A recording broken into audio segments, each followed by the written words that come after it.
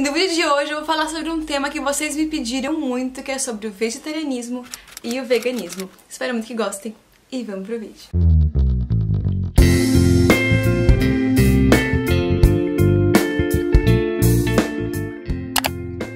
E antes de mais nada, eu só quero mostrar esse vestido que eu tô usando aqui, que ele é um vestido vermelho bem bonito. Eu vou deixar uma foto do look completo dele, como fica no corpo aqui. E eu recebi da Shein. Elas são roupas que vêm da China, mas tem uma qualidade incrível e tem modelos super legais. Eles têm sempre uma tabelinha que mostra as medidas pra você comprar sem erro. Eu sempre peço pelo valor da tabelinha e sempre dá super certo. E são roupas de ótima qualidade e com aquele diferencial que a gente às vezes não encontra por aqui. Eu vou deixar agora umas fotinhos dos looks que eu recebi deles e eu vou deixar o link aqui embaixo com o listado de todas as roupinhas que vão estar nos looks. Eu espero muito que vocês gostem e vão conferir lá. E claro que vocês têm código de desconto, que eu vou deixar aqui o código e no caixa de descrição também. Agora, sem enrolação, e vamos pro vídeo. Pra começar, eu vou explicar pra quem não sabe a diferença do vegetarianismo pro veganismo por ordem de restrição. Então vamos lá. Existe o ovo-lacto vegetariano, que nada mais é do que uma pessoa que não come carne, não come peixe, mas come ovos e derivados do leite. Então ela tem essas fontes de proteína animal que não são carnes, né? Eles não são considerados como carne, mas são fontes de origem animal. Então esse seria o ovo-lacto vegetariano, que é o mais comum e é o mais difícil de ter qualquer tipo de desnutrição, de falta de proteína, de falta de vitamina. Esse é o super fácil. Você comendo ovo e leite não tem problema nenhum. Existem os ovo-vegetarianos, que são os que não comem nenhum tipo de carne, não tomam nenhum tipo de leite ou lácteo, mas comem os ovos. E existem os lacto-vegetarianos, que são os que não consomem ovos, não consomem carnes, mas consomem leite e derivados. Então tem esses três tipos de vegetarianos. E existe também o vegetariano, que ele é só vegetariano, ele não consome carne, nem ovo e nem leite. E existe o veganismo. A pessoa, quando ela é vegana, ela não consome nada de origem animal, não necessariamente comida. Então ela não consome a comida de origem animal, ela não consome roupas de origem animal, elas não consomem sapatos de origem animal, elas não consomem nenhum tipo de produto, não cosméticos de origem animal, então não consome nenhum tipo de produto que seja de origem animal. Então essas seriam as classificações dos vegetarianos para os veganos. E aquela clássica frase que todo vegetariano ou vegano escuta é: como você compensa as proteínas? Como eu falei pra vocês, se uma pessoa ela é ovo-lacto vegetariana, ela é ovo-vegetariana ou lacto-vegetariana, dificilmente ela vai ter alguma deficiência ou proteica ou vitamínica. Porque eles têm as vitaminas, principalmente o ovo. O ovo ele é o que mais tem tudo. Tem as vitaminas que teriam na carne, tem as proteínas necessárias, o ovo é proteína inclusive super completa, então não teria problema nenhum. Não significa que um vegetariano vai ter problema, tá? Não é isso. É porque é mais fácil de atingir com o ovo e com o leite.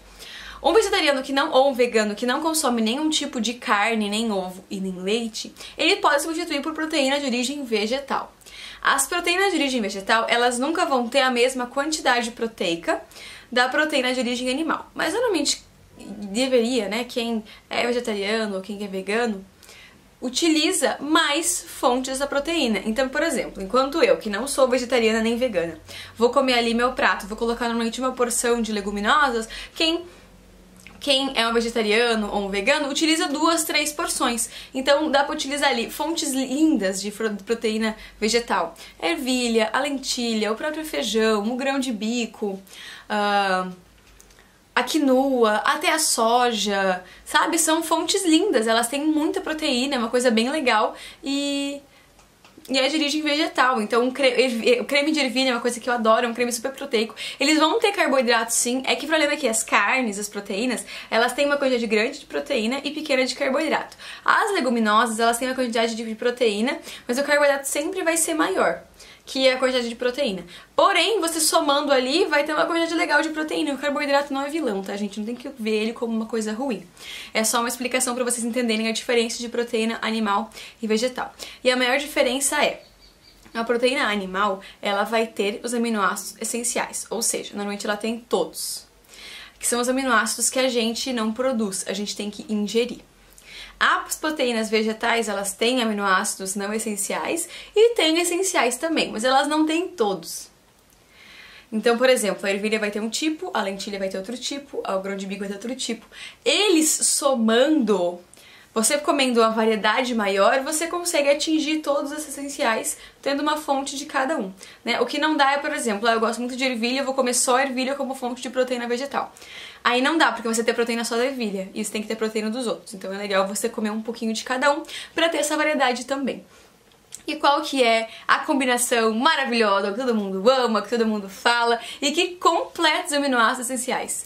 É o nosso arroz e feijão, o nosso amigo arroz e feijão. Porque o arroz tem proteína também e o feijão tem outros tipos de proteína. E os dois juntos, eles se completam e formam todos os aminoácidos essenciais que você precisa. Então, por exemplo, se você não consome nada de origem animal ou não consome nenhum tipo de carne, até pode ser qualquer um desses tipos que eu falei, dos vegetarianos, dos veganos, qual que seria uma montagem de prato que seria boa pra você? Uma porção de salada e legumes, uma porção de arroz, uma porção de feijão. A porção eu não posso falar porque depende de cada pessoa, muda a quantidade de porção e muda o tamanho da porção. Mas eu vou falar por porção mesmo. Então, uma porção de salada, uma porção de legumes, uma porção de arroz, uma porção de feijão e uma porção de alguma outra leguminosa. Então, como por exemplo, ervilha, uma porção de lentilha, ou de grão de bico, ou de feijão branco, ou de quinoa, ou de algum grão, sabe? Alguma coisinha assim que vai diferenciar ali. Então, assim, a gente vai ter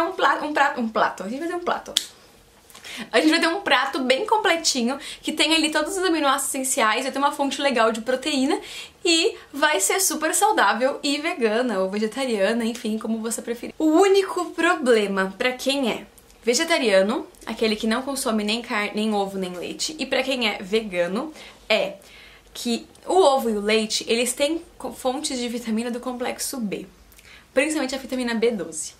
E essa vitamina só tem em produtos de origem animal. Você não consegue encontrar B12 em produtos de origem vegetal. Você não consegue atingir o quanto você precisaria por dia com fontes que não são de origem animal. Qual que é a parte boa disso? A gente tem um estoque de 6 anos de vitamina B12. Então, quando a pessoa começa a comer menos B12 ou começa a não comer carne, enfim, ela vai utilizando esse estoque que ela tem, que ssão de 6 anos. É bastante coisa.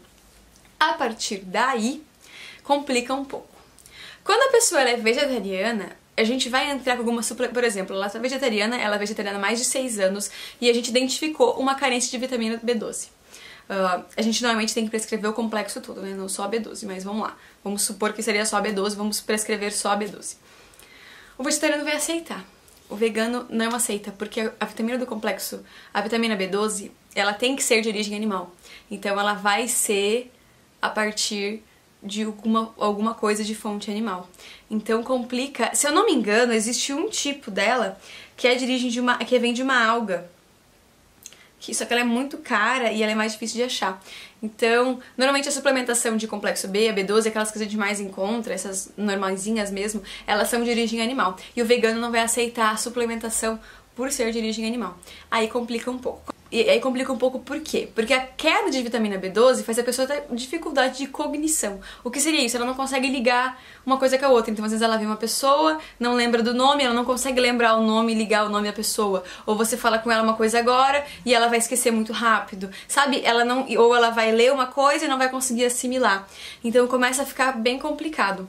E a B12 compromete várias funções, inclusive cerebrais, e o complexo B em geral compromete nisso. Então isso que fica complicado, porque a maior parte do complexo B a gente até consegue por origem vegetal. Agora a B12 ela é bem exclusivamente animal, assim. Então teria esse probleminha. Porém, existem vegetarianos que eu atendo no consultório, que eu puxo ali, eles são há vários anos, eu puxo ali... faço um exame de complexo B e não tá alterada. Então, às vezes pode ser que o estoque dessa pessoa durou um pouquinho mais.